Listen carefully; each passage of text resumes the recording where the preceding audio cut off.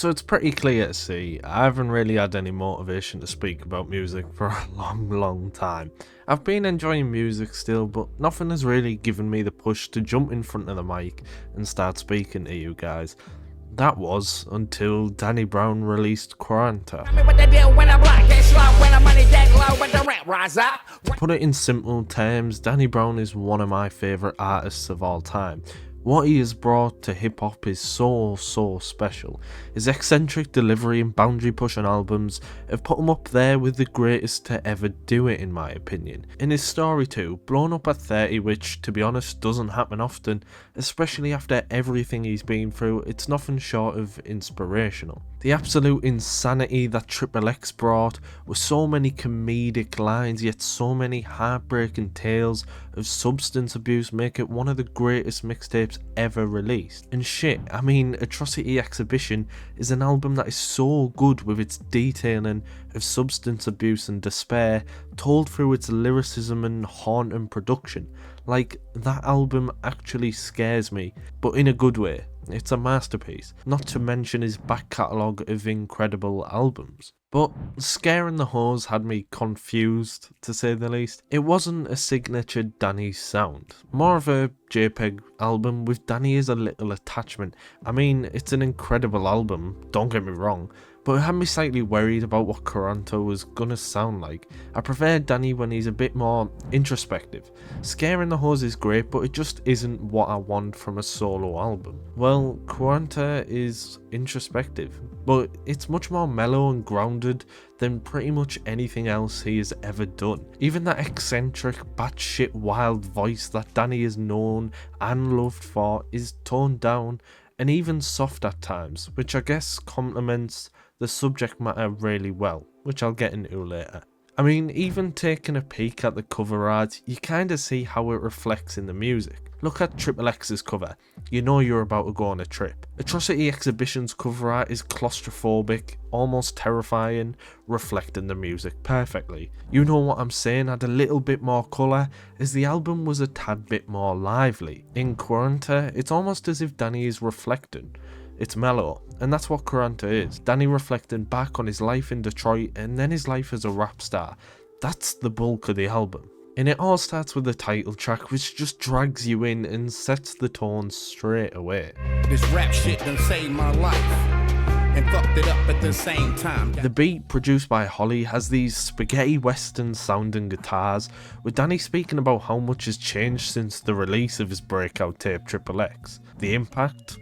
Mainly negative. It's just a perfect intro, it's eerily beautiful, but like I said, it's a lot more mellow than most Danny tracks. The next track is kinda the opposite though, produced by Alchemist, and it's a lot harsher. The beat is kinda clunky, but Danny uses his old register here and manages to find pockets I'm not sure anyone else could. Tantor is good, but it probably is the loosest track on here when it comes to subject matter and matching the vibe of the rest of the album. Even a track like Ain't My Concern, it doesn't have revolutionary content, but it's the packaging of it that makes it so special.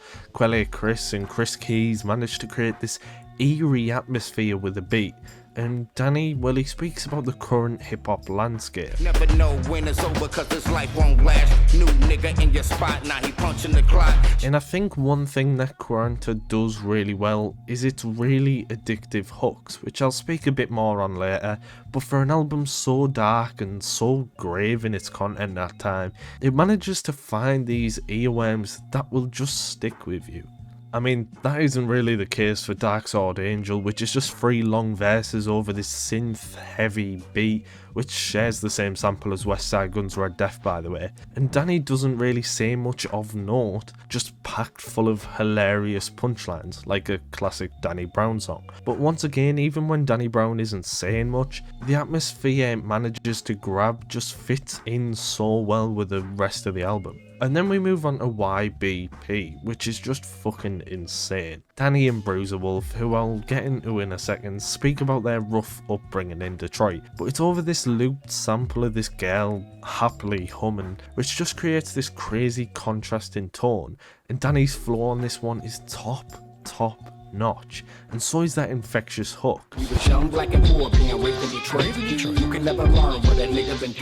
Now, Bruiser Wolf. You see, I knew about Bruiser Wolf. Dope Game Stupid is a very good record, but what he did here is actually nuts. I mean, someone in the Genius comments said he sounds like an Angry Birds NPC, but do you know when someone is so out there and so wild, you can't help but love it? That's how I feel about Bruiser Wolf, and he paints a picture so well in his verse. Detroit City, that's where I live. Feels like poetic justice, you get killed at the drive-in. This is slowly becoming my favourite on the album, to be honest. Jen's Terrific Vacation is one of the most laid tracks on Quaranta. Obviously a play on gentrification. Danny explores the unfortunately common practice of rich white people basically fucking up people's towns and cities. Like I said, this is really layered, but Danny does what he does best and does it in this playful way, with his usual vocal tone coming in for this one. And even with such a damning topic, the hook is infectious as shit, with those whispered vocals and pauses after each line's hit. Tell me what they do when I'm black, get slow, when I'm money get low, when the rent rise up. And the drums on this thing, they're so good. I can hear them in my brain. And then we have Down With It, which is a pretty heartbreaking one, to be honest. And you can tell this story of him cheating on a woman who genuinely loved him has taken a real emotional toll on him. You can hear the realisation in his voice about what he's done and what he's lost.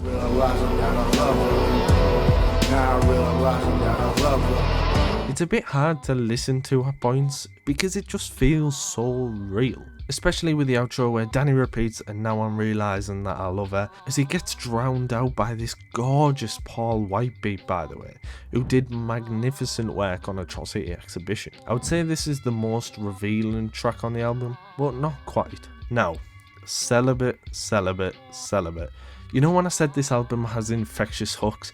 Well, fuck me, this hook has been stuck in my head every hour of every day since the album dropped. I don't know what it is, whether it's the dreamy instrumental that sits behind it, the constant repetition, it's just so fucking good. And Mike on here, well, if you follow me on Twitter, go do that by the way, then you'll know how much I love that man. Well, he kills it, and it might be the best feature on the album. His flow is relentless, he goes on and on and on and on, and just floats over the beat, and so does Danny. This song is just incredible, I can't quite put it into words. You use the Stella shit, it's the difference from the truth and how they telling it. But the next song, Shakedown, might be my favourite song of the year for one little thing alone. That one thing is so small, but to make something so good, it's all about the minor details. Now this little Z loop is refrain in the chorus. Got a ball sucking shakedown. So good, man. So catchy, so infectious, another incredible hook, but with some serious content here, especially in Danny's second verse where he's going back over that lost relationship he explains in Down With It. It doesn't contribute much to the content of the album, but it's an excellent track nonetheless. And so is Hanami, which I'm not exactly sure how to pronounce, but we'll go with it, which sees Danny tackle the weight of missed opportunities, sacrifices, and the challenges of his career, contemplating whether they were all worth it in the end. They say age catching up, so I'm running from death. I done walked through the fire, tripping on heaven's steps. A lot of harsh realities are revealed in the song, and Danny displays a true struggle, and it's all done over this punchy instrumental with these lovely guitars and keys in the mix, and even throws it back to the talk of substance abuse that was all over Atrocity Exhibition and Triple X. Or the trauma I endured, drugs and drink was the cure. And then the album finishes off with Bass Jam, in my opinion probably the most reflective, personal and honest song Danny has ever released. It's so mellow, it's so down-tempo, not your usual Danny Brown, but the story told is beautiful and something I'm sure we can all relate to.